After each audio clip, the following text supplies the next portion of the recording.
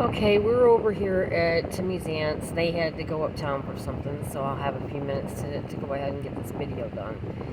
But yesterday they brought a tree with them to plant here, and for some reason she named it Prince. And then she was going on about how the other trees would think that it was an alien and that it would be afraid of the other trees or something. It's like, seriously? Who talks like that? I mean, I said something on Facebook to my friends on there, and some of them said that, yeah, drug addicts will talk like that, but I just find it really unreal that they go on and on about stupid stuff to do with trees and that, and so how do you deal with it? I mean, part of me just wants to step away, but yeah, we need the money that Josh makes helping her boyfriend here, but I don't know. Part of me remembers how she used to be, and I would like to be supportive, not enablers, but part of me is just, I'm so angry yet at how she's treated us and treated him, but the way she called me all kinds of names, and she hit me, and then she said that, oh, she didn't know I thought that, and then I said, I didn't think it, you did it. Oh, well, she would never hit me again, was another thing that she said. And then she turned around and she started calling me a liar that she never did it, and she wouldn't hit me. It's like, how do you deal with all this flip-flopping and lies? And I like normal people, people that I can believe what they say, I can trust them, and I ain't got to worry they're going to hit me or something. Not people that are like this, and you just never know how they're going to react, how they're going to behave, what they're going to say, what they're going to do. For all the years that we've helped her, and I didn't mind helping the person she used to be, but with her the way that she is, it's really stressful at a time when I don't need any stress. But I don't know. Maybe part of it too is because my ex-husband, he got into the drinking and drugs, and things got really bad. He was threatening to kill us basically every day, and things were really, really bad. And I was so happy to get out of that mess, and for Josh and I to be okay. I never thought that I would be in a mess like this again. I mean, especially when her nephew died from fentanyl, and as far as I know, she wasn't using the drugs before that, because she never said anything. She didn't act like this. A couple times she got nasty because she'd been drinking, but that basically was it. So when you lost a loved one to a drug, and you weren't involved in drugs, so it's not like you're already addicted, why would you do that? I mean, I go through all this pain with my diabetes and neuropathy the way that I do because I don't want to have to worry about getting addicted. And when I go without any pain medication and sometimes very little sleep because of getting stressed, and it makes everything worse. And yeah, maybe some people aren't strong enough to go without pain medication, but wouldn't you at least try to be very leery so that you wouldn't get hooked? I mean,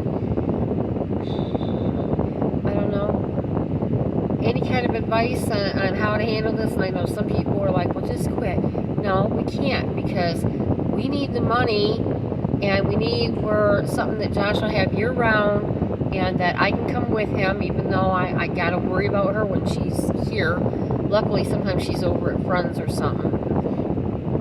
But it's not a possibility to just quit. We need the money too much, and her boyfriend needs the help, because he's not going to be able to do all this himself, and she doesn't help with anything. She says she will. She makes out big talk to people when she's on the phone, her friends, people that don't know her and don't realize what's actually going on. Oh yeah, she makes up big talk. Well, she was just cleaning the barn, or she's got to go because she's got to help him with something. And no, the only thing you get to her to do anymore is once in a while you can get her to water the garden, and she usually will fuss about having to do that.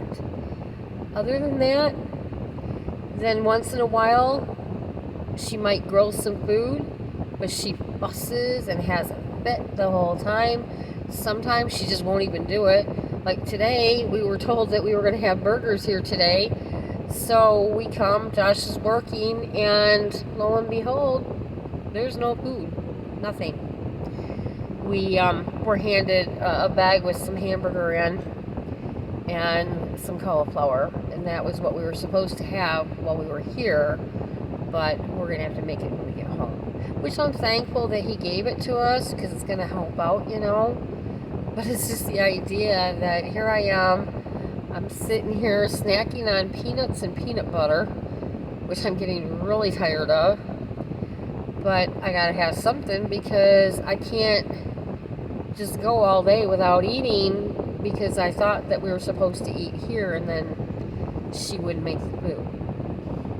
So, I don't know. I appreciate that there's people that work in rehabs and help people like this, and maybe at one point I might have been somebody like that because I was a caregiver, but I just don't have the patience to deal with it on top of everything that I'm going through.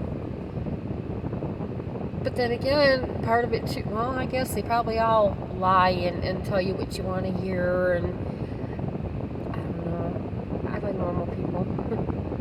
I much prefer normal people. But if you have any advice, I've tried to get her to go for rehab, and I'm figuring at some point she's going to get tired of that. She's probably going to say, well, she did. And I know darn well she hasn't, because she has not said anything about this. She went for rehab, and her boyfriend's not said anything. And so I'm figuring, oh, speaking of that, you know, I had mentioned that she got all these DUIs. She's got at least 4 or 5, I think. And the one, she was downstate when it happened, because it wasn't up here that we know of, at least. And lo and behold, her and her boyfriend said, oh, well, she went down to Florida to visit her brother, because he was living in Florida at the time. And she would be there for a while. She was having a nice vacation down in Florida with her brother. Well, lo and behold, when we were on routes, and Sage did what he did, and Josh was looking up some stuff about him and finding out some things online, he decided for some reason to look her up, and wouldn't you know it, she was actually in jail up here. She never went down to Florida. So they lied to us, which I don't like it when people lie to us anyway. I don't like liars. But Josh said maybe her boyfriend felt like he had to, that she pushed him into it. And I can see that. But you know, when she got the DUI, when she was up here, we were very supportive. It wasn't something that I was happy about, especially since we know people that have been killed by drunk drivers. But we were supportive. We weren't nasty. You know, so I don't understand the whole gotta lie to Michelle and Josh about it and not tell them. Maybe it's just God's way of pushing and pushing until we finally get out of this. Which is like, you know what?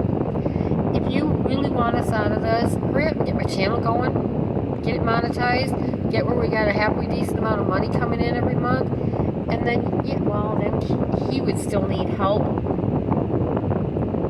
Been talking to Josh lately that it'd be kind of nice if he would leave her and just see about getting a place up here closer over our way, and Josh could still help him, and we wouldn't have to deal with her at all.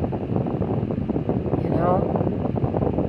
Because right now, he's got his place down there, but he's supposed to be retiring either this year or next year, and figure the plan has been all along. He's fixing this up, that he was going to live here with her, and now with the way she's being, I just don't know how he can handle it, especially with his heart trouble and everything, his blood pressure, of course. His blood pressure is probably up because of her. But that's one way that we could, if we get the money coming in good, and he just goes ahead and when he retires, sell his place down there and buy something up here closer, and Josh could still help him. And he wouldn't, none of us would have to deal with her and how she's been. But you know what? That's a sad thing in a way too, because with the way she's been, I'm figuring if he left her, that first of all, he's got all this money into this place and into this barn and everything that he's going to be paying on for a while, and her property taxes are higher now, which he's been paying, and she hasn't worked in, I don't know, like 15 years or something, I think. Anyway, if he left her, she would have no way of paying everything, and she would probably lose the place. And at that point, I could see her possibly being left out on the street. And it's not that I want that. I wish she'd get some help and get off this stuff and go back to the person we used to know and care about. I don't see it happening now, because I really think that she's just saying what she knows people want to hear about, that she needs to go to rehab and that, but I don't see her making any effort to do so. Anyway, okay, so that was my thing today. The thing about the trees, telling you, I just don't understand. The trees are gonna think that it's an alien coming in, this little other tree, and how it's gonna be scared of the other trees. And but I've heard that drug addicts will talk about trees and crazy too. So I guess it's just not part of my life or how I want my life to be. But all right, everybody, take care. Bye.